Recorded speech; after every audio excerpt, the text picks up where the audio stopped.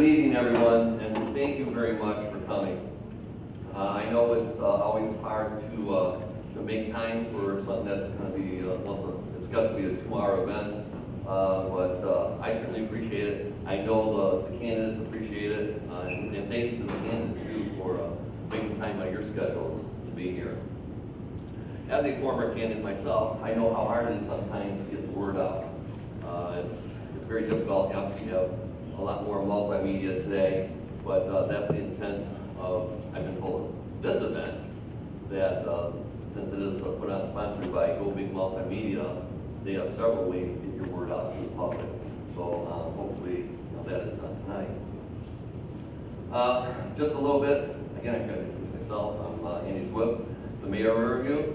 And Riverview has had I think, an excellent working relationship with the Riverview Register.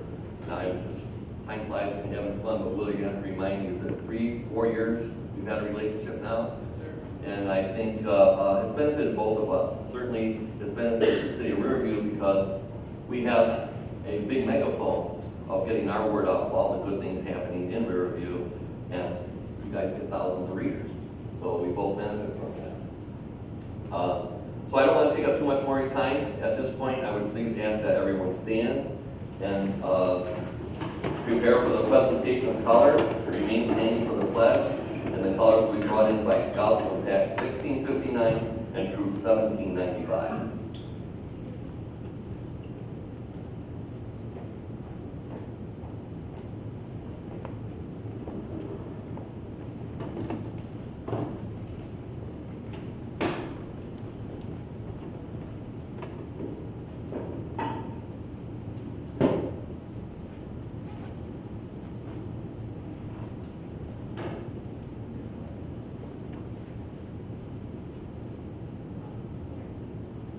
You guys are ready.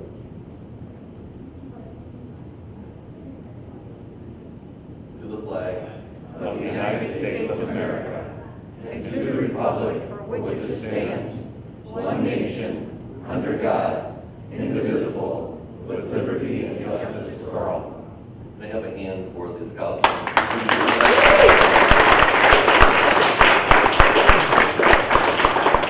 Okay, you guys, I know you've been itching for it. Go get your ice cream.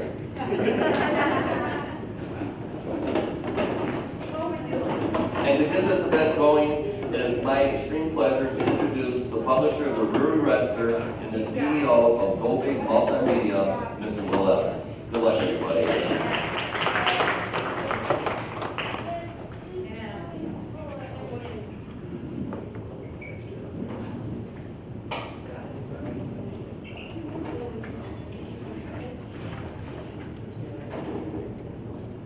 Good evening, everybody. How's everybody tonight? Very good. Fantastic, great. I appreciate you coming here tonight and taking your time out of your evening. This is a very, very important election for you all, and this gives the opportunity for the candidates to share some of their thoughts and ideas, and it's so good to see everybody out and about again. Now, you know, it's been a long, tough road. Let's talk about COVID just for one moment here, okay? Remember last year that we all had the stay-at-home order, okay? And we all had to stay there, and what did we do? Well, I want to tell you that my beautiful wife back here, we like cleaned the closets like 7 different times, right? And then she went and she cleaned the pantry. And in the pantry, I got up one morning and I was like, you know, I'm working in my sweats and I'm Zooming, and that's how I'm doing everything with business.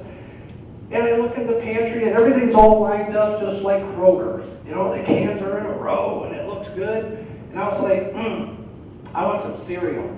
Wow, I haven't had cereal in a long time. And there's this bucket in there, this little Tupperware container with Cheerios. There's a container with Cocoa Puffs. And I was like, wow, I haven't had Cocoa Puffs in a long, long time. So I get the Cocoa Puffs out, I get my bowl out, I put the Cocoa Puffs in the bowl, and I pour the milk over the Cocoa Puffs. And I sit down at the table, and I take the first bite, and I'm like, whoa, oh my gosh, whoa, Sherry! And she comes around the corner, she goes, "What's wrong?" I said, "How old are these Cocoa Puffs?" She's just hysterically laughing. She goes, "That's not the Cocoa Puffs, that's the dog food." So that's a true story. Seriously, I wanted to break the ice just a little bit. I know we have some serious business to do tonight. Very serious business to do, but I just thought we'd just laugh for a moment there. And I sincerely want to thank each and one of you for coming out tonight, especially the candidates. And for the record, I am totally neutral. I have not had a personal conversation, coffee, lunch, or socialized with any of the candidates. The candidate questions have been submitted to us via email, United States Post Office mail, personally delivered to our office, and Facebook Messenger. We have chosen these questions randomly, and we have chosen this format so that each question is asked individually to the candidate. Another way of doing a question and answer forum is the same question is asked to all the candidates. Well, the first candidate asked must respond immediately, while the other candidates then would have additional time to think about their answer. I personally don't believe that is fair to all concerned. For each candidate, we will have a 2 minutes for opening comments, and then a 2-minute time limit for the equal amount of questions, and then 3 minutes for the closing comments. Eve Howell will show the candidates a yellow sign with 15 seconds left, and at the end of that time, the bell will ring. Candidates, please do not continue after the bell. Ladies and gentlemen, this is not a debate. This is the opportunity for the candidates to express their position and ideas on the subjects for the greater good of our city. Candidates, I wish you all the best in a successful campaign. I will be addressing the candidates by their first names, as I do not want to mispronounce their last names, and the cable TV team makes a big blooper reel on me. So in alphabetical order of the last names, we will begin with opening statements for 2 minutes. Ladies and gentlemen, April. For 2 minutes, Eve, please start.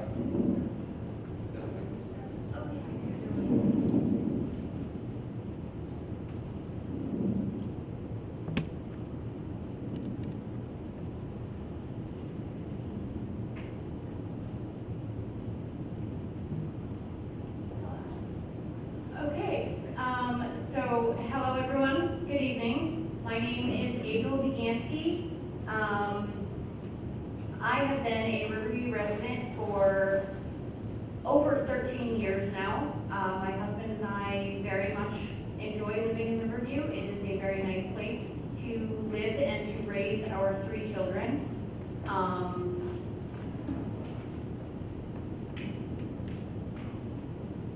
I did not expect to be the first person to talk. I'm not sure why, because with the names put in alphabetical order, it would stand to reason that I would go first, because my name does start with B.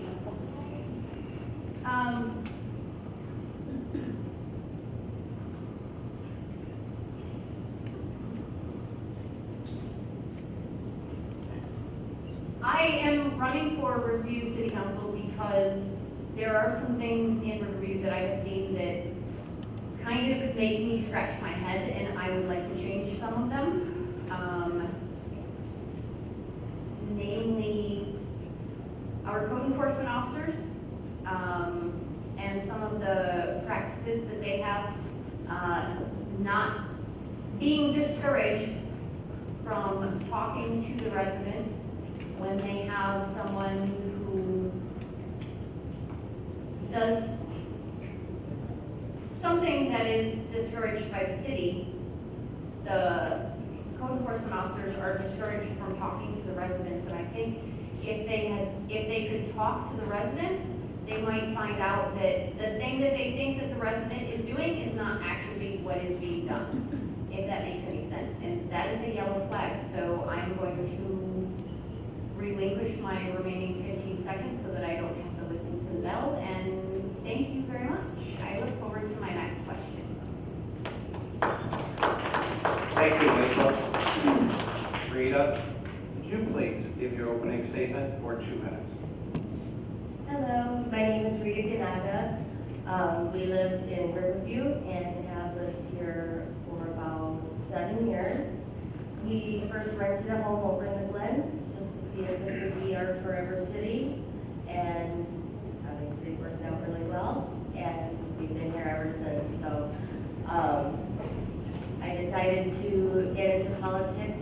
I was talking with neighbors, talking with friends, and just seeing we all have some common issues, and I think that some changes needed to be made.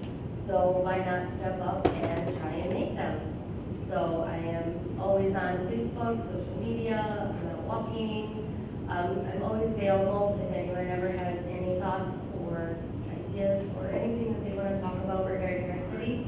I am more than happy to listen, and I hope that we can all work together as a team on this council and move forward and keep Riverview the safe city that I have known it to be. I know when I moved here, my parents have lived here their entire lives. They said it was like the 4th safest city in Michigan, so that's a pretty good stat to raise children in a city with numbers like that. So we love the schools here. We love living next to the golf course. It's a beautiful view. So we absolutely love this town and are going to live here for the rest of our lives. So we just want to make sure that everything here is the best it can be. Thank you. Thank you, Rita. Theo, your opening statement, please, for 2 minutes. Hello, everyone. For those who don't know me, I'm Theo Macaronis. Went to SEATS and graduated from RCHS in 07. Life and school took me to Farmington Hills for a couple of years, then New York, where I'm just really proud of myself. 2 weeks ago, I got married. Met my beautiful wife over there. When we got serious, though, about 2013, 2014, I said, hey, if we're going to have a family, I want to come home to Riverview because this is where I grew up and I know what it can do for us. And this is my way of giving back to Riverview. I'm here to protect it, to help it, and work for it. We are a beautiful community. We have a lot of positives. We have to keep it that way. And the only way we will is if we work for it. Again, for those that don't know me, I'm always there to listen to you, to hear what you have to say, and how I can help and what I can do to make things better. Like Rita said, we need to work together to get this done. And that means not only the council, the citizens too. We need to hear from you so we know what's wrong, so we can fix it. And, excuse me, Riverview needs to be protected. Right now, there's too much on the line. We can't let it come unincorporated. We need to protect it for future generations. And I'll leave it at that for now. So thank you guys.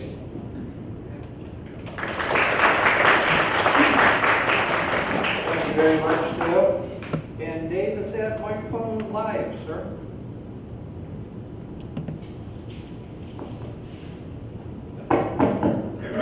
Great. Dave, your opening statement, 2 minutes, please. All right. Hello, everyone. I'm David Robbins. I moved to the wonderful city of Riverview in 2001. Started at RCHS in 2005. Went to a small private school in between. I have 5 wonderful children, a son and 4 daughters. My son has just recently graduated. And this is home. It's always been home. And it just, this is where we, there's guys here and gals that have served for such a long time, and it's our job now. It's our due diligence to step up and try to get involved, because you know, certain people, they're not gonna be around forever, and we have to take the torch.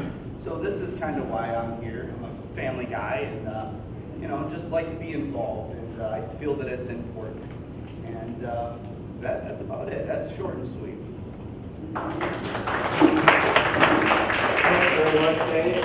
Jim, your opening statement, sir, for 2 minutes, please. Hello, everyone. My name is James Trombley. First, I would like to thank the Riverview Register for hosting this forum, and also King Haven for handing out the ice cream to all the residents that are here tonight. I'm a lifelong resident of Riverview. I was only out of town for 5 years when I served with the United States Navy as a Navy Seaman. I'm the oldest of 5 children. I have 2 other brothers and 2 other sisters. My father was on council here in Riverview for 38 years. I have a daughter and a son-in-law and a granddaughter, Kristen, JJ, and Madeline. I'm a Riverview High School graduate out of Riverview, obviously. My wife is a graduate 2 years later. She was my high school sweetheart. We married. It'll be 40 years come April of next year. I'm running for council because, one, I love Riverview. I'm not going anywhere. I want to do everything I can for not only the residents here now, but the residents of the future, and I want to leave it better than the way I found it. I don't do this for the money. In fact, I donate every penny that I've made as a council member for the last 23 and 10 months. I've donated to every organization, from the seniors right on down to the little leagues and everything else. That would show you that I am dedicated to this city. And I look forward to the next 40 years of continuing to work for you, the residents of Riverview. And, go ahead. Thank you very much, Jim. Dean, your opening statement for 2 minutes, sir. Okay. Hi, I'm Dean Workman. I'm running for council because my devotion to this community has inspired a dedication, commitment to serve the city that I love. In essence, this city has provided me with a fulfilling career, a safe community to live in, and to raise my family. Many supportive colleagues, friends, and neighbors. How can I accept all of that and not feel obligated to give back? I spent most of my life and my entire career here. I moved here from Wyandotte at age 20. I started on the police department as a patrolman. I worked my way through the ranks to chief of police. Finally, I was privileged with the opportunity to serve the city as city manager for 11 years before retiring in 2013. My devotion to this community wouldn't allow me to walk away. Guided by my long-held conviction to protect people of this community and my concern with the direction the city was taking, just after retirement, I decided to run for council. Many years of employment with the city has provided me with an extensive knowledge of every aspect of the city from every perspective. I understand what works here, what doesn't. Based on my depth of understanding, I am able to formulate knowledgeable decisions with the city and its citizens to best interest, with the citizens' best interest at heart. I'm hoping that the residents will see the significance of my contribution to them and our community and will therefore consider re-electing me. Thank you. Thank you very much, Jim. Ladies and gentlemen, we will now move to the questions and answers that have been submitted by the residents. And number one first, by the way, there'll be 5 questions per each candidate. And the first one is to April. One major issue facing the city of Riverview is the landfill expansion. It is unclear if Wayne County will approve this expansion. You were quoted as saying, the loss of income for the land preserved would cripple the city. You had also stated that the city council needs to make this a priority and find a way to keep the landfill functioning without expanding. How would that work, please?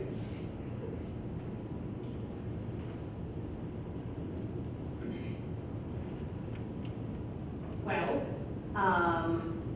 my ideas for keeping the landfill functioning without needing to expand would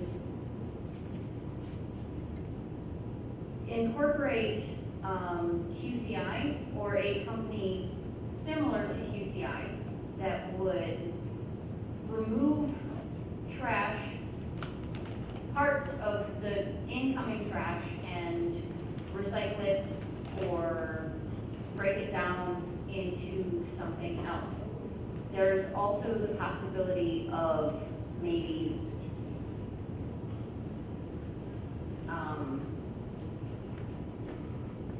lowering the amount of garbage that we bring in from outside cities, which would also lower the amount of money that we get from outside cities. So we would need to increase the city's revenue elsewhere once the revenue from the dump, otherwise known as the land reserve, starts to diminish. And I need to stop saying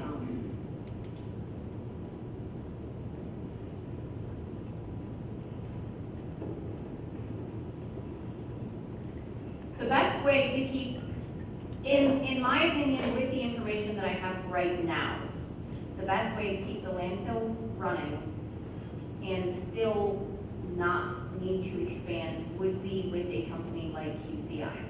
Let them process the garbage, or at least parts of the garbage, and the dump doesn't have to close because we don't run out of space. Thank you very much, April. And just a friendly reminder, there's a 2-minute limit on the answers, please. I did not say that in the beginning. I just wanted to say, I said that in the opening statements, but not as we addressed into the comments. You did the right thing. Thank you. It was in your time frame. I didn't want you to think any different. Rita, what have you done or will you actively do what have you done or will you actively do to collaborate with our surrounding communities to come up with a regional plan for future economic development? What I have been doing is trying to reach out through Facebook and finding that there are groups out there that both cities, Trenton, Riverview, Brownstown, Woodhaven, everyone is kind of a mixed group in there, talking about issues that do affect all of us. Most of them are regarding the landfill, and trying to find out what options we have, where we can go, what we can do, what's allowed, trying to find out if we can do anything from a council standpoint to make things better for surrounding cities. So reaching out through social media is one, and I do actively go out to our small businesses and talk with them and see if there's anything that they need. Do they have someone come check on them? Is there anything that they need from the city? And I've gotten quite a few different answers, so that would be something I would continue to look into and continue to talk to them about. And I do, with 3 young boys, I'm outside a lot, so we go for walks in different neighborhoods, and anytime I run into anyone, I will talk with them. You know, we always have our masks in our pockets, keep our distance, but at the park, a lot of times you get a chance to meet lots of different people. So I've heard a lot from the community. We travel, you know, Minot, Trenton, different places, And we just want to know if we can make Downriver better as a whole, starting with this city. The city's where we live and what we need to do first, and then hopefully the surrounding cities also benefit as well. Thank you very much, Rita. Theo, you were quoted in the July 22nd News Herald article that you were against the landfill expansion, yet it has provided plenty of revenue. What is your business plan, since you oppose the expansion, to bring in the same type of revenue into the city? Please elaborate with on-point answers. Great, and I'd love to in 2 minutes, but I'm not going to be able to give the whole plan in 2 minutes, and I think everyone should think that's fair. But the way it starts is by taking care of our current budget and seeing where we can cut the fat. And this has been brought up before, right? We're not going to bring a Ford plant into Riverview. That's understandable. We're not going to put in 500 or 5,000 Taco Bells that's been brought up. We're not going to do that. We get it. But what we are going to do is bring in businesses. We're going to build more homes, and we're also going to continue to keep our budget trim without taking away from services. I would ask anyone that wants a more intricate answer, that wants to see the research, please take a minute here, find me on Facebook, my number's there, reach out, I can show you the numbers, I can show you the data. There is ways to do this without the landfill. Riverview's not the only small city in America. Not every city operates with a landfill. More on point, exactly what we'll do is we will use the resources that we have, right? The landfill is not going to be shut down tomorrow, so we'll use the capital we have to prepare for the future. We'll use assets we do have now. We have a wonderful golf course, okay? Let's make money off that. Right now it's losing money, okay? I see that they've made some efforts, and I think that's the right direction. Let's keep it up. Let's build off stuff like that. Again, I would like to get into more detail, and I'm happy to do it at any time. So please reach out to me. Thank you very much, sir. Dave? Right? Okay. What experience have you had that you can draw from to be considered the most qualified candidate? Makes me the most, what makes me the most qualified? To be perfectly honest with each and every one of you, I don't know that I am the most qualified. As a matter of fact, because I'm fairly new, I would say I'm probably one of the lesser qualified. However, it's not. Maybe I'm using it wrong. I apologize. Can everyone hear me? All right, I was basically just trying to, I appreciate that, thanks. I'm probably not the most qualified because I am new. However, the fact that I'm willing to work, I love the city. I have, over the last few months, observing existing council guys who have been around a very, very long time. Constant learning is what it's going to take. And these guys, they could run multiple more terms, but eventually they're going to be like, hey, it's time. Maybe not today, but eventually. So I want to just kind of be a student and figure out what has made this city as wonderful as it has been for all these years, if that makes sense.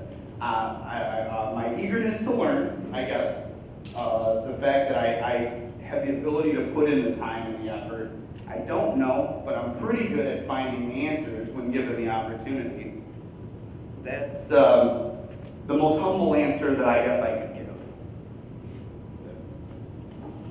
Thank you very much, Dave. Jim, in the last 2 city council meetings, there has been plenty of discussion about the addition of a deputy police chief. Who makes that decision, council or city manager, with the input from the chief of police? Your feelings, sir? My feelings are, that's directly how it should work according to the city charter. The city manager hires, the city manager fires, with help from the police chief on the deputy police chief. I've been a union guy all my life. I believe before you would go outside, that you should at least give the opportunity to the officers that are at your department. That's what we all work for when we start working, to work your way up the chain. But at this point, we have some young lieutenants, but still they weren't afforded the opportunity. Now, I'm not saying that you promote the senior lieutenant. I'm saying you promote the senior qualified lieutenant. Now, if none of them's qualified, and usually it's by a group of 3 that are outsiders, normally police chiefs, that do the interviews. But if that, your answer to your question, according to the charter, once again, the city manager hires, the city manager fires, and if the council doesn't like it, they can question it. And we had some questions, and before they were going to do anything, Councilmember Workman had some questions that wanted to be answered. So I wanted those answered before anything was moved. That was my main concern. Thank you. Thank you very much, sir. Dean, your view on future contracts, should they include language that defines no health care benefits until age 60? It is currently in all contracts other than the police. I don't like the fact that contracts should say that you shouldn't be able to retire until 60. However, I think one of the things we need to do is look at the finances of the city, what the city can afford, and to work within their finances. Now, if there are ways to work around it, then you work around it. If there's not, you have to make some tough decisions. Back during the Great Recession, or whatever you want to call it, depression or anything, I was the city manager. It was very difficult to pay the bills, and you had some very difficult decisions to make. Did we want to do that? Not necessarily. Could we pay it? No, we couldn't. So we had to make some major decisions. I think what we need to look at, whether we go age 60, age 55, or we do a step on how we get there, I think we need to look at what the city can afford and what they can negotiate with different unions. And I think we've reduced our OPEB liability considerably with what we've done so far. We were in a situation where our OPEB liability was in excess of $40 million. As with other cities, they have a large OPEB liability. And what OPEB is, it's the cost of paying health care to retirees to the time they die. We will have to pay that. So the main thing that we have to look at here is how are we going to reduce that OPEB reasonably. So is it age 60? I think we have to look at that, but it's not necessarily where we're going to go. I think we all have to work together as a council, discuss what we're going to do, and work with the union. Thank you. Thank you very much, sir. Can we go back to the beginning? Question number 2. April, you have stated in the past that you would like to bring in more family-friendly businesses and to make Riverview the hotspot that it once was. What hasn't the current council done that you would do to accomplish this?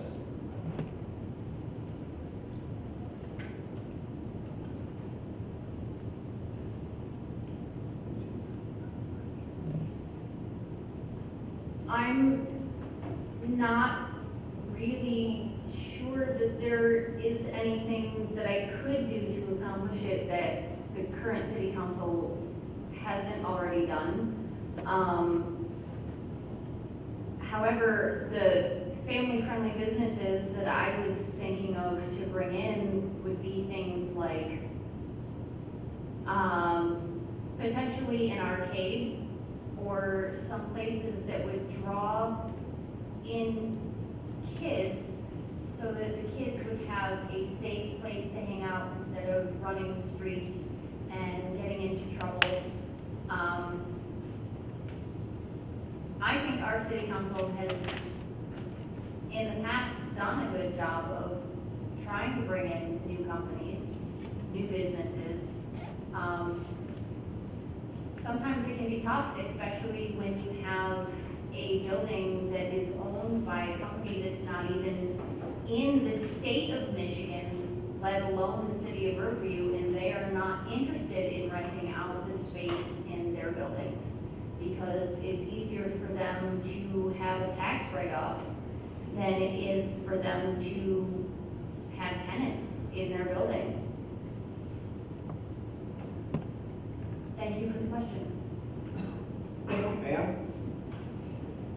Rita,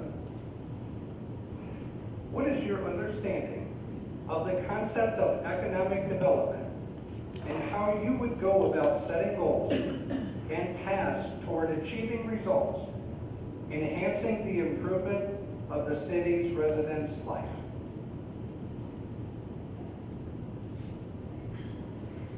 So for economic development, that is something that I'm definitely learning as I go.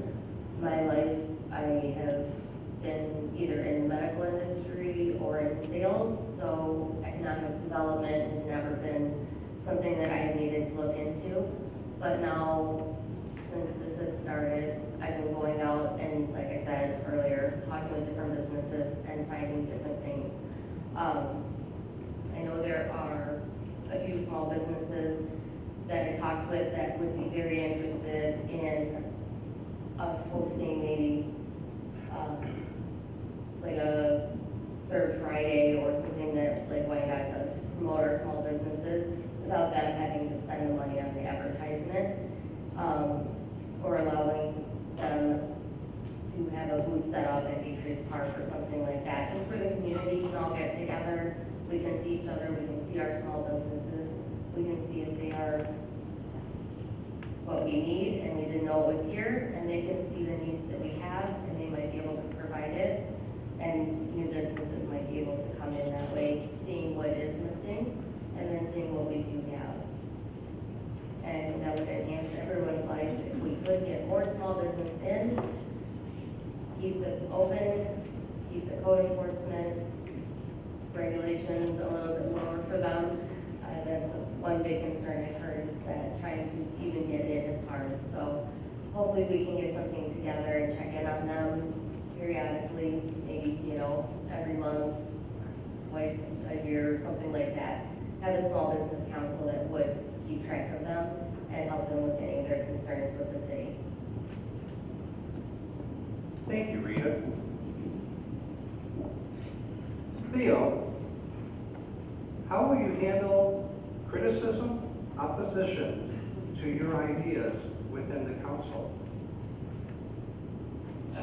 I feel there's always something to learn. You don't necessarily have to agree with everybody, but you can take something away from what they say. I think it's critical, in fact, to handle that correctly. So I would take it with a smile, I would listen to them, I would try to understand what they're saying, and if I'm wrong, I'm wrong, 100%. I'm all about personal accountability. So if the situation did arise where they said, hey, this idea doesn't work because of this, this, or this, I'd absolutely listen and see maybe, hey, I'm looking at this from the wrong perspective. But with that said, I also have no issue coming back in a polite way, saying, hey, this is why you don't work, or this idea doesn't work. And that's about it. There should be no reason for animosity in between people. We're all trying to make Riverview a better place. Thank you. Thank you, Theo. Dave, let's test that microphone again. It knows that I like it. Okay.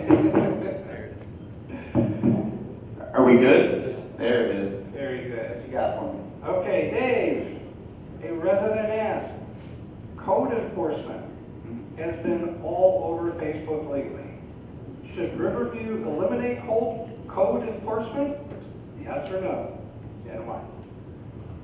Thank you for the and what. You can't eliminate code enforcement. I'm not that silly when it comes to thoughts like that. Law and order, things have to be a certain way. However, I feel, and I think a lot of residents feel, that it needs a good hard look, because there are some things that are questionable. Speaking with the judge in Wyandotte, her name escapes me, I apologize, but just in speaking, we've had a few mix-ups with our enforcement lately. I think it needs a good hard look. The mayor corrected me on something that I had some misinformation, and I appreciate that, because like I've said before, we're here to learn. But double citing citizens is just, it can't be happening. It's a racket. We used to arrest mobsters for that sort of behavior. Not saying they're mafia or anything crazy, but what I am saying is there has to be a conversation. There has to be, we've had issues at the parks, and the grass has gotten longer. We all know that it happens. Circumstances arise. Can't ticket Joe Schmo on the corner because his grass is long when the city property is a little longer too, right? We all got to do our part, and when it came down to it, the city did pitch in and do their part. Some people helped with certain parts. It was great. I think it needs a very long and hard look, and that is one at the top of my list. I would like to, I like everything in-house. We're Riverview, right? We'll welcome anybody, but at the end of the day, we're a small community for a reason. We like our own. Thank you, Dave.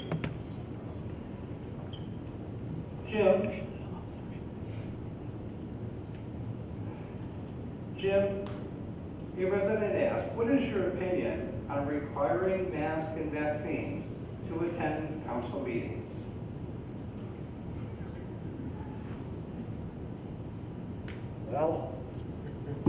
Well, obviously, since I'm wearing my mask, I believe that if, I know a lot of nurses, and I've seen a number of people die that I knew. I've seen Benny Napoleon passed away from COVID. I think if you haven't had your shot, you should be respectful to the others around you to wear a mask. So pretty much I don't have to wear a mask, even though I would anyway. During the council meeting, it was said that I wanted everybody in there to wear a mask. That is totally false. I just wanted the people around me, if they didn't have their shots, to at least show the courtesy to wear a mask. We have a couple of caregivers on council. I have some nurses actually in the audience here today, and some people need to quit watching Fox News.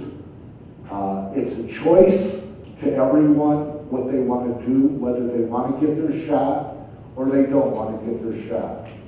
But with everybody that's been getting sick, I don't want to get it. I have a pregnant daughter right now, and I don't want her definitely to get it. And when people tell you that they've been vaccinated and they really haven't,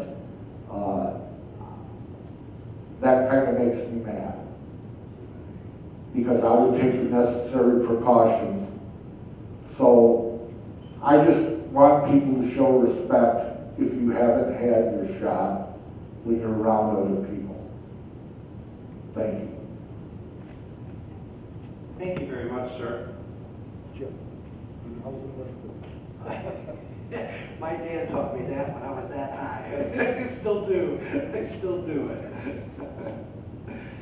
Dean, a resident asked, now as a council member, you continue to speak out against bringing back pensions for officers in the study sessions. What is your plan to support the police department in the future if re-elected, sir? Well, I think that the defined benefit which is a pension, is old school. And we need to get into defined contributions. Now, the reason is, and I don't necessarily want to take it from the police, but we're looking at the landfill closing in 10 years. Right now, our pension system is 85% funded because we locked it off and we ended that. We did a study to find out when it would be paid off, and it appears the pension system will be paid off if the landfill closes approximately the same time the landfill closes. Now, that's a big drain on the community. So the question is, how are you going to pay a defined benefit for police officers now who make in an excess of probably $80,000-$90,000 a year, and with their pension systems, they get the current pension system, they get in the area of $50,000-$60,000 a year, and the city's expected to pay that at the closure of a landfill. So if we were to go into a defined contribution where they could manage their own money, then the city, at the end of the closure of the landfill, would have no other responsibility towards paying for that, therefore reducing the deficit. I was a police officer, I supported them 100%, but I was also the city manager. And my job isn't to just take care of the police, but my job as on the council is to take care of the entire community. And my job is also to take care of the citizens to make sure they can pay it. We have many citizens that are on basically Social Security, and they can't afford any increases in pension. And we need to take that, or in taxes, we need to take that into consideration also. Thank you. Thank you, Dean. And now we go back to the beginning with April.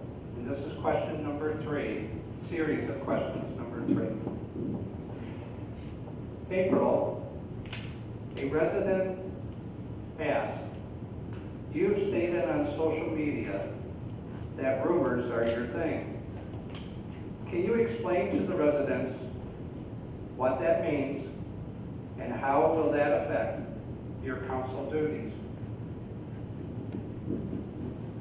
My statement of rumors being my thing was because I talked to a lot of people who are employed by our city in all of the departments of our city. One person tells me something. It's a rumor. If I can confirm what that one person told me, technically, it's no longer a rumor because now, after having it confirmed, I'm hearing it from other people or finding information in other places, it's technically no longer a rumor. But it stands that initially I heard a rumor. That's where it started. I heard a rumor. That's why when I pass on information that was shared with me by an employee of the city, who I will never tell who that employee was, because I am well aware that if I were to ever tell of the people who talk to me, they stand to lose their job. So, I heard a rumor. That's all you're ever gonna get. Sorry. Thank you for the question. Thank you, April. And Rita, resident asks, please define how you plan on promoting Riverview as a downriver destination community. All right, how would I plan on getting us to be a destination downriver community city? I think that Riverview really should promote the golf course more. I think it's an asset that our city really has. I know we moved here because of it. We love that our home backs up to it. It makes us feel like we have more backyard than we actually do. And so it is absolutely amazing having that. All 3 of my boys get to play the sport. We can sign them up in the summer and they get to take classes. It's a wonderful thing for them to get into, and they can start young. And I think if they were to offer more. I know these spots fill up so quickly in the summer. I think if they were to offer it more often, I think that they could actually make more money if they did it all throughout the summer instead of just for the 6 weeks.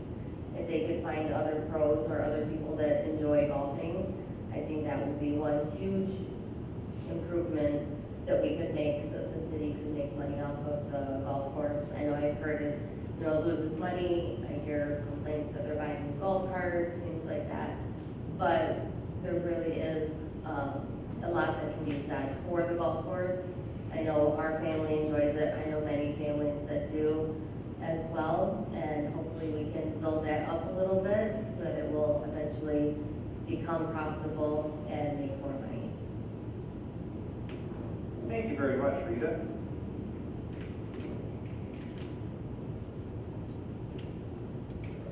Oh, it's okay, ready when you are. Theo, a resident asked, since social media plays a vital role in today's communications, how do you plan on reaching out to all the citizens, including those who are not active on social media/Facebook? So, yeah, Facebook's definitely a huge asset for us for what we're trying to do. The most important thing I think is to get out there to the places where I can be at, like you said, safely.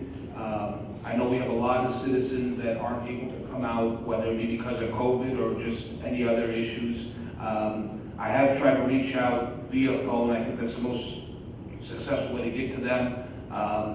It's not always the best way, but for me, I just keep trying until I get a hold of as many people as I can. I put myself out there, both physically, with my cell phone number. The cell phone number I give out on Facebook and I've given out online, that's my number. If you call it right now, if you go on Facebook, it's going to ring up here. I think I turned it off, but it would ring any other time. So I make myself accessible using any means possible, and I'm always open to suggestions and appreciate events like this where we can actually get together. I wish more people would come if they were able to. So, thank you. Thank you very much, sir. Ready, set, go. Let's do it. Dave, a resident asked and stated, you've inferred that there's excess and unnecessary spending by the city in your comments to a local paper. Where would you expect to find that waste in the city budget? That's one I'm definitely going to have to go back and read that quote, because that's escaping me saying that. But in a case like that, I would say numbers people. We have a few current ones on council who seem to know numbers well. I've said it from the start, this is a team effort, right? We're here for the improvement of us as a whole. I might not be a numbers guy. Maybe I'm an idea guy. And I do have to go back and look at that quote because I don't recall saying that specifically. But you have to make, there's 6 positions, correct? 6 of us that are trying to be the mouthpiece for all of you. At the end of the day, that's what it's about. So I might not be the trim the fat guy, but we have to work in cohesion together and be on the same page. And if one of us doesn't quite understand it and someone else does, then that's how you explain it. Dean seems to know a lot about the pensions. I'm a ways off from retirement myself. So if we all are together, whoever the council is, gets together and has an open dialogue, a transparent dialogue, maybe we can all learn something. At the end of the day, it's team.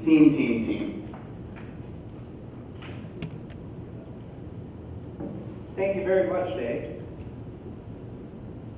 Jim, a resident asked that you've stated on a few different occasions about rezoning the contaminated and hazardous waste property along the river.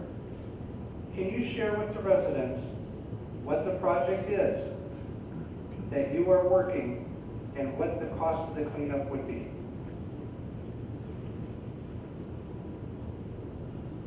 I can share that with the residents and everybody that's in here.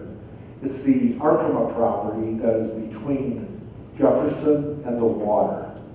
It's from Pennsylvania Road going south to the old, what I call the old Firestone building. And a lot of us would remember that. They're going to dredge the river right in that area. So while they're dredging that area, they're going to put the soils on top of the property I'm talking about. Well, my plan was to continue the dredging onto the property and put in a nice marina where you would gain about $1,000 a slip, which you would put in possibly 125 slips. There's $125,000. Right next to it, like Gibraltar did, they have a nice fancy restaurant. We would bring in a restaurant right there. It's Riverview. We don't have even a view of the river.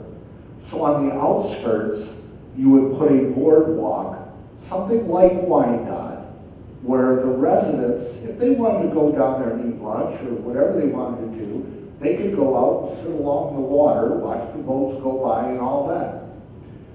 Next to that would be a boat ramp, an open boat ramp. Customers in other cities charge up to $10 to launch. During April, May, June, Wyandotte's ramp is backed up a half a mile down Jefferson. 3-hour wait to get in.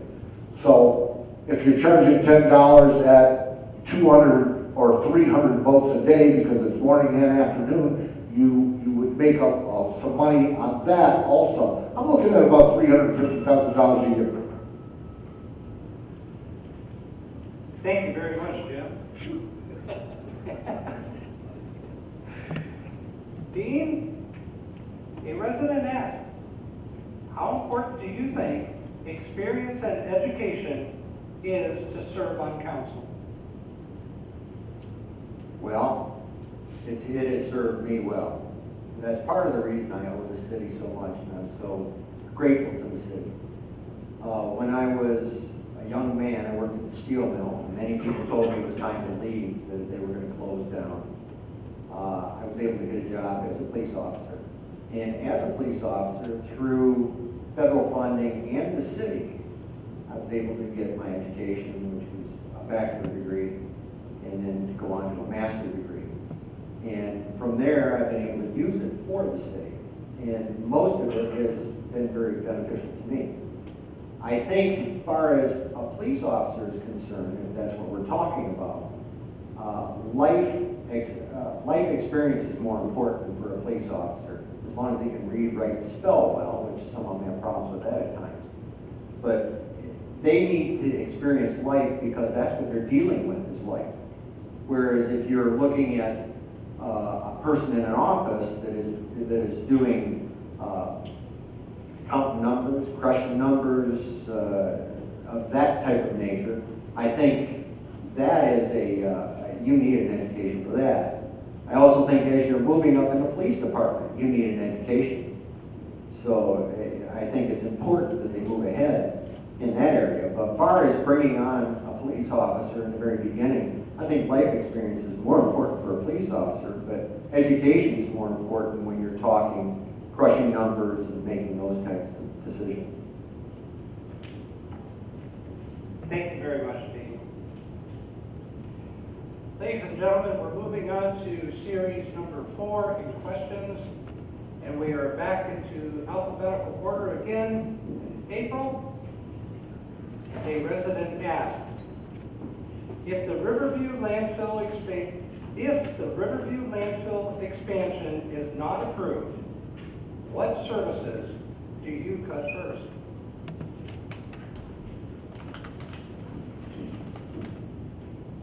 If the landfill expansion is not approved, ideally we would have to cut no services because there are 10 years left. 10 years. That's half the time it takes for a child to graduate high school. 10 years. That's a long time. You can accomplish a lot in 10 years. The city has had 65 years, I believe, was the math, with the landfill. And they have just continued to push for expansion after expansion after expansion. And there are a lot of residents that don't want the expansion anymore. There are a lot of people in outlying cities that don't want the expansion anymore. And that is perfectly understandable. But with 10 years, the city could find many ways to make up that $3.5 million. And if they weren't reserving the land that the landfill is sitting on right now, or that the landfill is thinking of expanding to, if they weren't reserving that land for future landfill expansions, who knows what we could put up there? Solar farm, maybe? Wind farm? Thank you for the question. Thank you, April. Rita, a resident asked, if elected, what would be your first recommendation to the council? That's a good one. Okay, first. I think the first recommendation that I would make is for us all to be on an even keel. I've noticed the last couple of council sessions have gotten off topic and have strayed away from actually speaking about city business. So I think that would be my first recommendation, is to just keep everyone on task, focus on fixing city issues, work on improving our lives, and not stray into opinions and side stories. Thank you. Thank you, Rita. Theo, a resident asked, with the community being divided over certain issues, what are your plans to unite the citizens going forward and heal the negative and false information being displayed on social media? So I think the best and most direct answer is everybody having a real conversation, talking about numbers and facts and not feelings. Just everybody getting together and just for a couple minutes listening, I think would do the Riverview and the whole world a lot of good. It's not always that easy, but instead of the he said, she said, we present the facts to everyone and hope as adults they can understand them, digest them, however you want to take it, and say, hey, maybe I was wrong on this one. But in order to do that, we each, again, have to be personally accountable for what we say, what we put out there, and how we go about presenting the information. I don't know if everyone's going to like it, but facts, not feelings. Thank you. Thank you, Leo.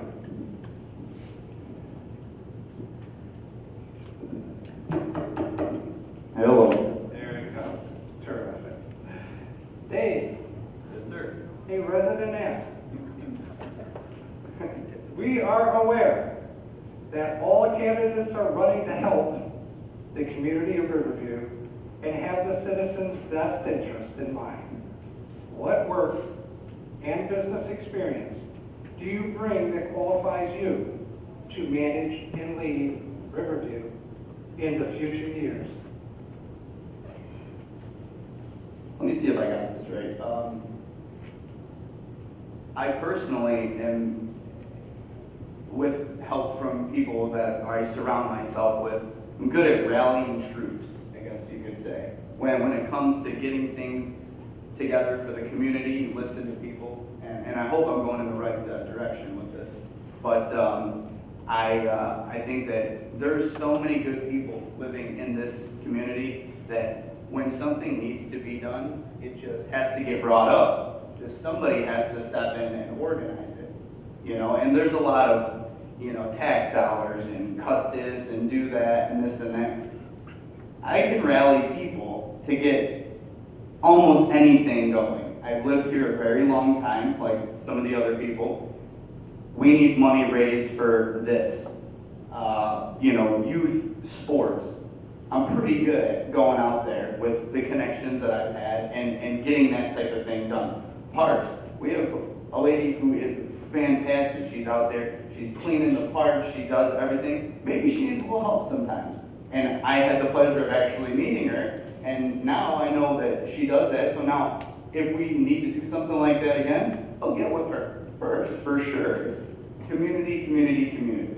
So that's kind of my thing. Just rally the troops, man, Thank you very much, Dave. Jim, a resident asked, with several years' experience on the council, what direction do you see the city heading over the next 20 years?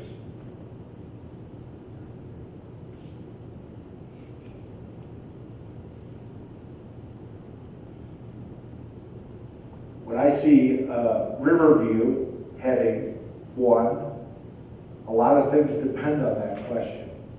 One is the expansion of the landfill.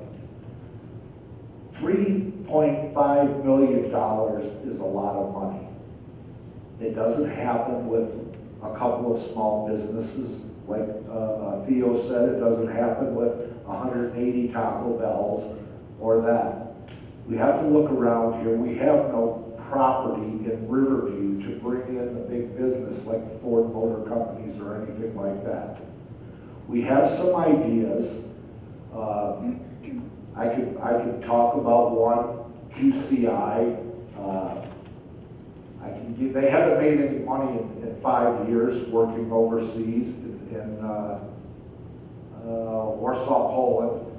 So we better have some different options besides this QCI. I'm not leaving it out, but all they have to do is put a proposal on the table and put up a performance bond.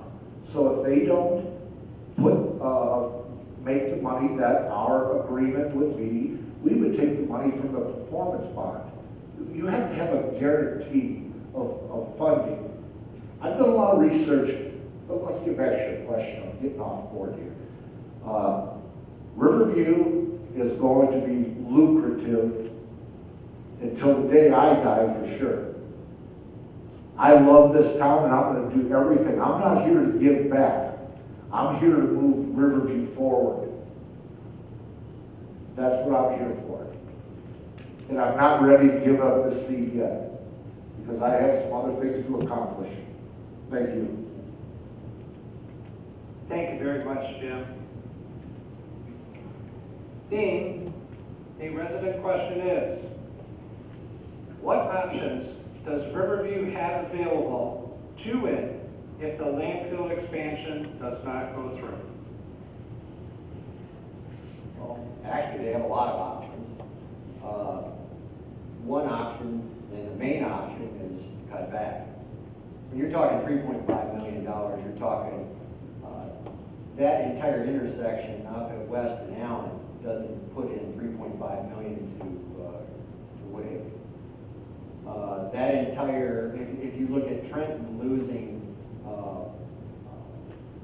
Solutia and that's still not $3.5 million. That's to give you an idea of the magnitude of this.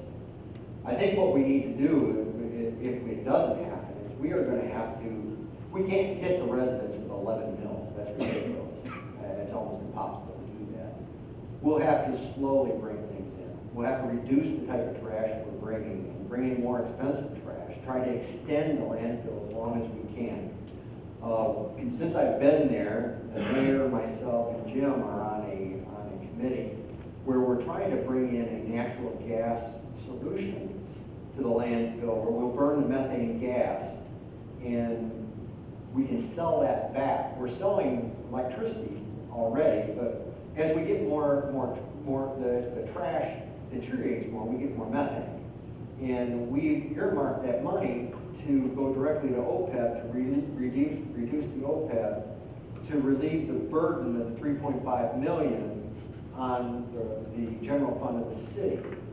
So that's one variable that we're looking at. Is it gonna happen, is it not? But if that doesn't happen, we do have to start, does the city have to start paying for trash, which they don't, the Hill pays for it. Do they have to start paying for the library? They don't. Other cities do. Those are things that we're gonna have to look at. But I surely don't wanna hit them with a lead mills, not as long as I'm there. Thank you. Thank you very much, Dean.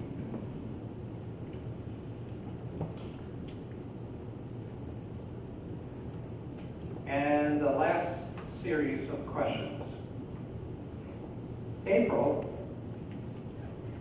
a resident is questioning, what civic, community groups, and organizations are you active in currently or in the last 5 years?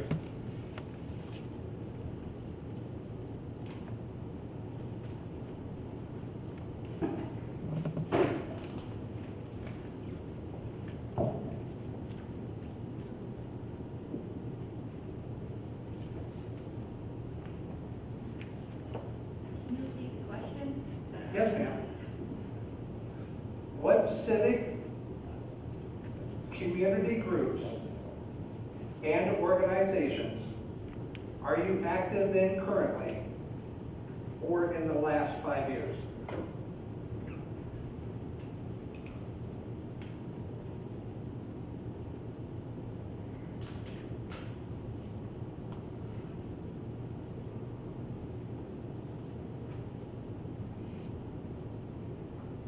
Hi.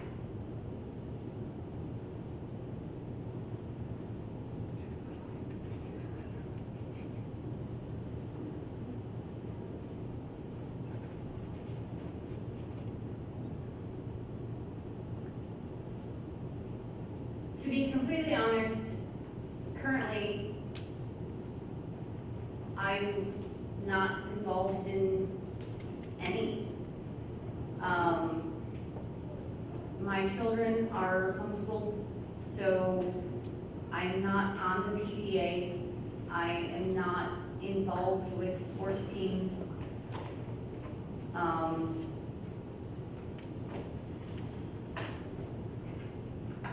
Several years ago, my children were on a homeschool football team, and I was involved with that, but they decided they didn't like football, not real life football anyway, because sometimes you get tackled and it hurts.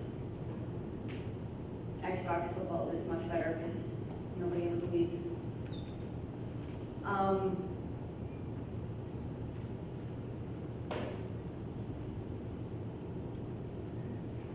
I would like to be more involved.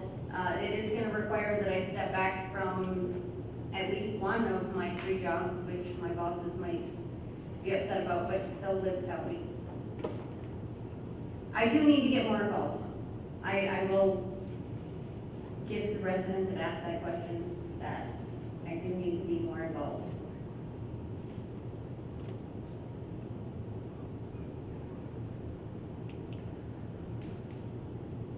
Thank you for the question. Thank you, ma'am. Rita, a resident asks, if elected, how would you personally try to improve the working relationships with your current or future colleagues? The question being, how would the council get along? Is that what, am I understanding correctly? Yes, let's help with that question a little bit. The way it was submitted to us in writing was, if elected, how would you personally try to improve the working relationships with your current or future colleagues? So I will elaborate on that question a little bit more for that particular resident. Just who so I that don't I know. understand, I just want to answer the question. And I want to help. I do. So let's open that question up to the council, Okay. to department heads within the city, to the employees of the city. Let's work with that. Okay. Okay.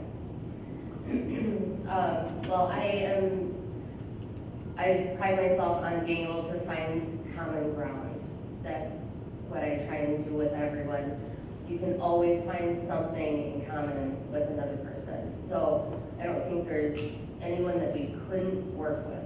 You can always meet up with someone, make sure there's an open door policy, especially with the council. I think there needs to be more visibility. I would love to see the council out with the citizens more, excuse me, and maybe meeting up with our school boards, our police departments, fire departments, any of those. I would love to see us doing things together more often. We were actually talking about maybe, you know, my friend Megan, the school board, maybe we could collaborate and do something fun, do a trunk or treat event together. New candidates, old candidates, school board, a lot of the city might like something like that. You get to meet a lot of people in one shot. So just trying to think outside the box and get more visibility, I think would be really good for us all. Thank you. Thank you, Rita. Theo, the question is, what is your solution to increase applicants within our police department to match that of our surrounding cities and/or township applicants? I think this is fairly straightforward. We have to be competitive in the surrounding areas, and I know we try, and I know we all love our police officers in Riverview. I think that's pretty much consensus. We have to figure out, and let's start by talking directly to them, the ones that are here. Hey, what are we missing out on? What do you guys hear from the other precincts? What can we do better? And then after that, we should be out recruiting, since it is an issue. We need more police officers. Why aren't we at the academies? Why aren't we saying, hey, what can we do to be competitive? I think we find a very simple solution, especially since we have people with a lot of experience in that field. I don't think this should be a problem for us. Thank you. Thank you.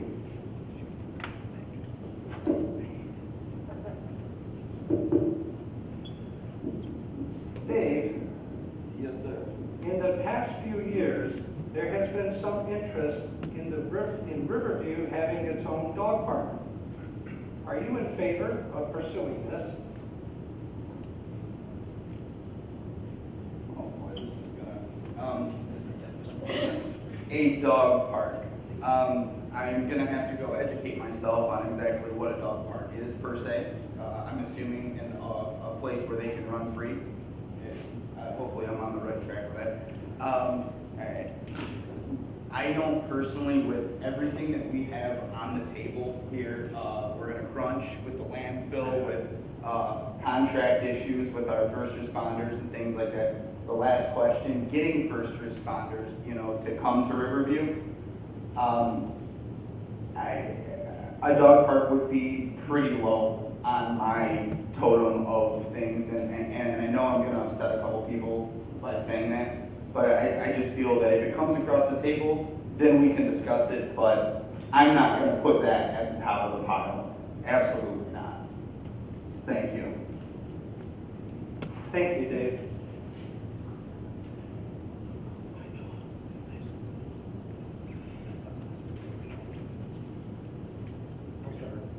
No problem, sir. Jim? Jim, the question has been is asking, the city of Riverview has one of the nicest boat launches in the downriver area. The city limits the number of non-resident passes to 50. The cost of a non-resident permit is $200. They sell out every year in less than a few hours. Wouldn't it be prudent to raise the number of non-resident permits to a much larger number to help with the expected financial difficulties on the horizon? That's a great question. But here's the real answer. Let's start with. We give out 50 non-resident the $200, you are correct. Plus, we have about 300 and some passes that residents buy for $25. The fines for somebody that comes in there without a pass is $25 on the first offense. I have non-residents paying $200, so these other ones that come in, they get to do it 8 times before they catch up to a non-resident, and they know that there's passes there. The biggest problem with our boat ramp is the parking spaces. We have approximately 40 spots, so it's first come, first served, especially in April, May, and June, when it's walleye season. So would I increase the passes for non-residents? No. If I had more space, because the boat ramp used to be much larger, the parking area, but BASF cut it off, and they put wells in there because of the contamination that was in that piece of property. They don't want that leaching into the water. So, to answer your question, no, I would not increase that, and you are correct. On January 2nd, the non-resident boat passes are sold out by 9 o'clock in the morning, first day. Thank you. Thank you, Jim. Dean, the question has been asked. It has been said that marijuana stores are the answer to Riverview's financial issues if the landfill closes. What is your opinion on marijuana stores? Well, you're asking an ex-police chief. And I'll tell you straight up, whether people want to vote for me or not, I am not in favor of recreational marijuana. I can understand that it may have benefits for the ill or some, as long as it's prescribed for a doctor for a physical issue, I have no issue with that. As far as putting recreational marijuana in the city, I think that's ludicrous. You'd be talking, we get, at the best, we'll get $30,000 a year from the state in taxes for a marijuana establishment. That's at the best. At $3.5 million, that will be about 1,000 of them. And I don't think there's enough room on 4th Street for that many. So the other issue is we're not even talking the policing of that issue. When you have marijuana in stores and stuff, I'm sure you can put signs up and no one will go in and no one will break in and no one will rob them. I don't think that'll happen, especially with 4th Street straight down to Detroit. I think we'll be in great shape. But no, I'm not in favor. You can put that big bold letters on the paper for me. So just to let you know. Thank you very much, Dean. Ladies and gentlemen, we now will move to our closing statements from each candidate. The opening statements was 2-minute time limit. We are now going to go to a 3-minute time limit for their closing statements. And in alphabetical order again, we start from the beginning. April, your 3-minute closing statement, please.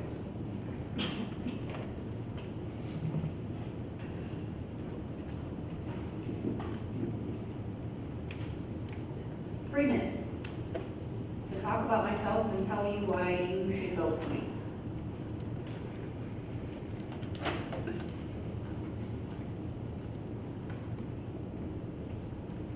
Every time I put this microphone in my hand, my brain kind of shorts out on me and stops functioning.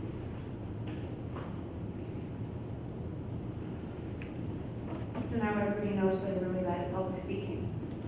I need to work on that. There are a lot of things that I need to work on.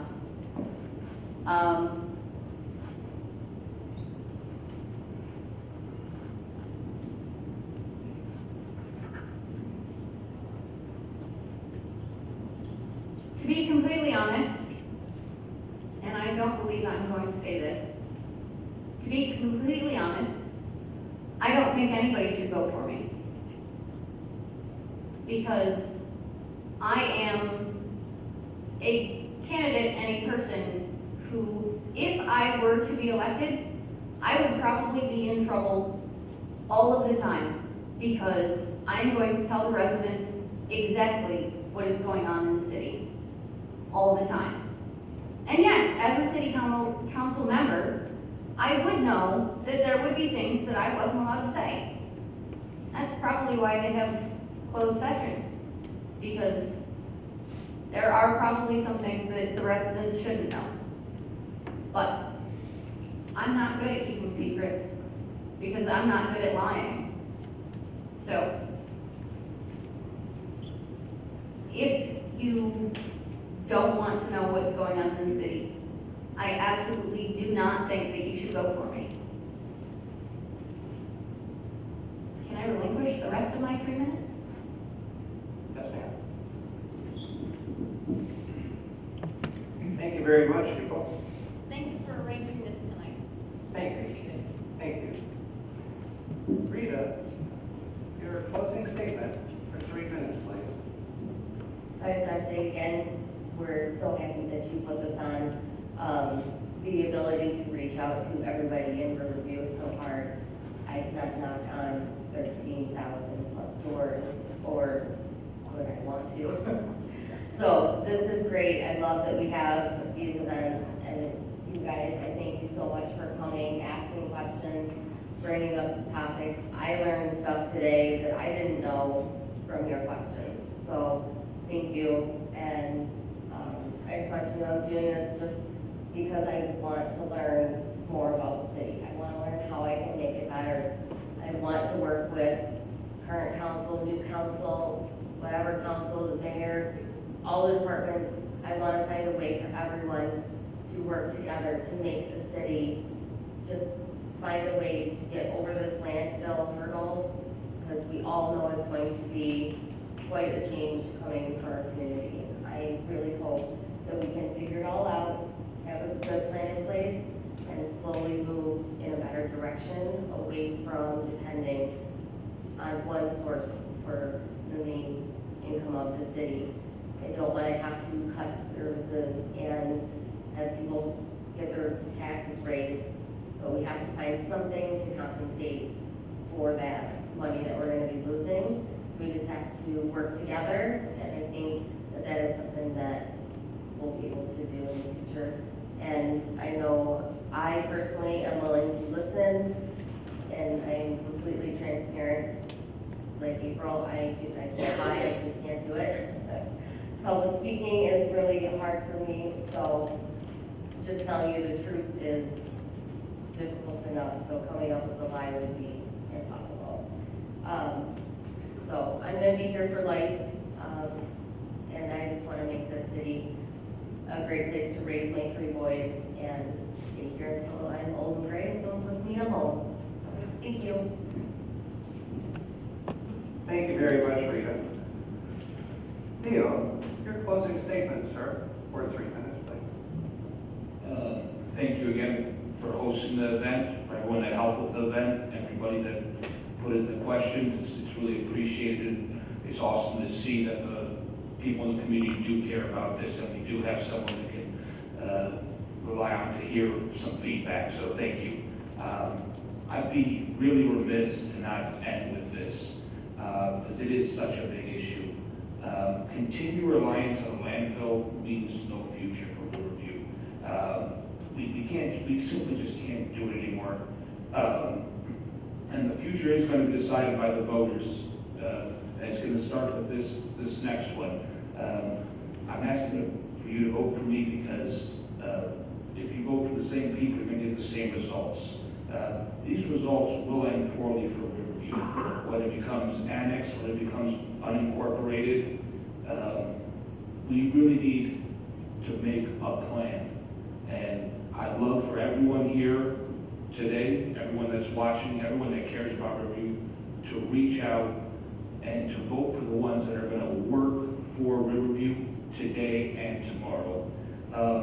I'll leave it at that, but I would like to do a sidebar real quick. we need term limits here, guys, so please ask your candidates about that. Thank you. Thank you very much, Leo. Dave, your closing statement, sir. In closing, thank you again for putting this wonderful event on. Thanks for everyone coming out. This is, I'm impressed at how calm I actually have been today compared to the other night. So I basically would just like to say very quickly, here's the deal. Vote with your heart, how you feel, right? We got 3 seats up for grabs. You're gonna get somebody new. You're at least gonna get one new person, right? So I just feel that I have learned so much over the last 10 months, and it's just it's such a great experience, and I would like to continue to learn and to grow because cohesion is key, community is key, and this is how we gotta bring it together. We gotta keep it tight. We gotta bounce each other ideas off each other. Not everyone's always gonna agree. That's the point of a council, a representative of the people, is we have to hash it out. And eventually, like Rita said, common ground, middle ground. There is, and you know what? I'd be the first one to say, I was off on that. And thank you for sharing, thank you for steering me in the right direction. We live in an ever-changing world. We see that change isn't bad. We got 2 new council members 2 years ago. I think they've done a heck of a job. Myself, they're easy to get a hold of, they're easy to talk to. So I would just basically like to say, November 2nd is a big day, and I look forward to seeing each and every one of you out there. Thank you. Thank you very much, Dave. Jim, your closing statement, sir. Thank you, sir. Here we go. I came into this 24 years ago because I couldn't get answers from council members that were on the floor. My father was a council member at the time, but he didn't give me the answers. I hated politics. He said, go to the council meetings and get the answers yourself. So I did, week after week after week. And then I got on the Recreation Commission because I wanted to see how government worked. I wish sometimes I would have never went to those meetings. But I got my answers after I was elected because they would not give me the answers. When I was elected, and it happened to be at the landfill with a tanker turning over and stuff spilling in the Frankenfoot drain. That's how I got started in politics. I'm a Riverview guy. I'm not afraid to ask the hard questions. You want somebody that's going to work for you, that will give you the answers, not just any answer, but factual answers. I read this Facebook all the time. I get my numbers out of my budget book, not out of Facebook. I've seen many things on Facebook. I've been threatened on Facebook, you name it. But I move on. I want to thank the Riverview Police Department for being here because I've been threatened, and they are here tonight. So thank you, sir. Because I don't know who's going to walk in on this meeting. But I want to be on this Riverview City Council. I have investment here. I have family here. I have kids in the school system. I just want to be here and move Riverview forward. Everybody thinks I'm, always serious. Well, when I sit in that chair, it's all business for me. Nobody gets to see the fun part of Jim Trombley. That's on the outside. But I have a number of people here that could probably tell you some stories. But I want to be your councilman for the next 4 years again. I want to thank the Riverview Register for holding this meet the candidates tonight. It was much more organized than the one a few weeks ago. Much more. I appreciate what you've done tonight. And I appreciate all the candidates that stepped up to run for council instead of the keyboard pushers on Facebook. Thank you. Thank you, Jim. Steve? My turn, huh? Your turn, sir. Your closing statements for 3 minutes. Okay. Our biggest and most urgent challenge is finding solutions to preserve the high quality of services we provide for our residents, police, fire, public safety, and maintaining our commitment to our retirees to pay the pension that they were promised. To achieve that, we need to either maintain revenues from our enterprise operations, particularly landfill, or discover other means of generating revenue. As a member of the committee and the council that oversees these operations, I've worked over the years to find fiscal and environmentally sound ways to keep taxes low. As a result, the city portion of taxes by our residents is among the lowest downriver, yet the quality of services we provide is unparalleled and unenvied by many other cities. If re-elected, I promise to continue to guide the city in this achievement. There are 2 main reasons I am running for council. First, I can provide a steady, experienced leadership that will most definitely be required during rough financial times that will be inevitable if the $3.5 million a year that the landfill provides is lost. But rest assured, the city has been through tough times in the past. For instance, while I was the city manager, when the housing market burst, property values declined sharply along with the tax revenue. We acted proactively and decisively, and to protect the interest of our residents, we may experience turbulent times ahead, but I can say with confidence that I'm well qualified to be part of the team of power players that will assist to help maneuver this community through whatever comes our way. Second, I believe I represent the values of our residents. I will never support anything that negatively affects the services provided to our citizens, especially relating to police, fire, or other departments. An important issue worth mentioning, and one supported constantly by my track record, we have many seniors who live on fixed incomes and cannot afford to pay any more.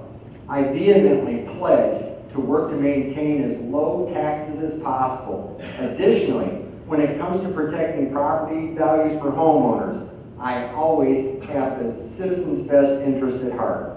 Given my many years of service with Riverview as an employee in the capacity of a police officer, then as a city manager, and now as a councilman, people know what to expect.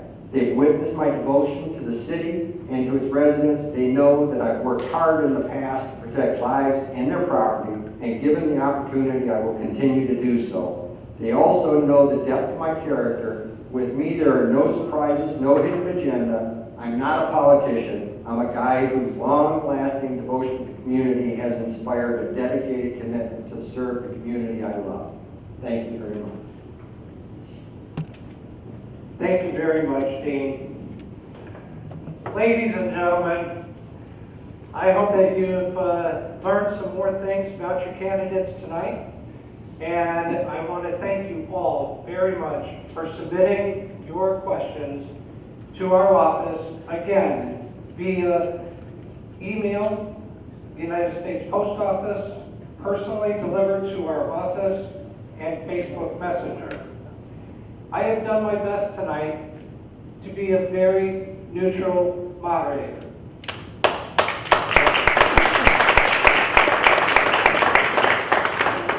Thank you very much. And I do want to tell you something about the Riverview Register, your Riverview Register, your multimedia good news newspaper. The Riverview Register publishes all the good things that happen within our city. And it is for the clubs, the organizations, for the schools, for the events, for all the good news within the city. We do our best to have our eyes and ears and feet on the ground. But we need you.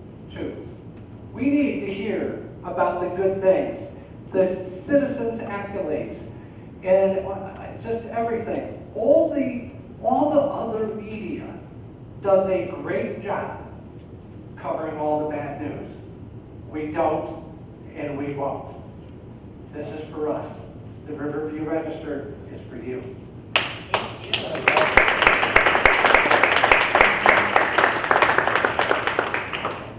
I want to thank the candidates tonight for coming. I appreciate your time, appreciate your answers, and for all of you at home, I hope you see this.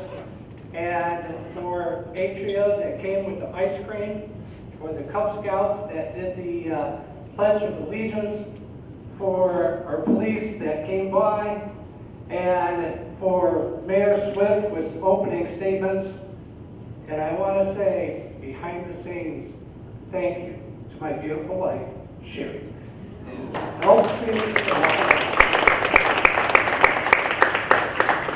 Thank you, everybody. Thank you for coming.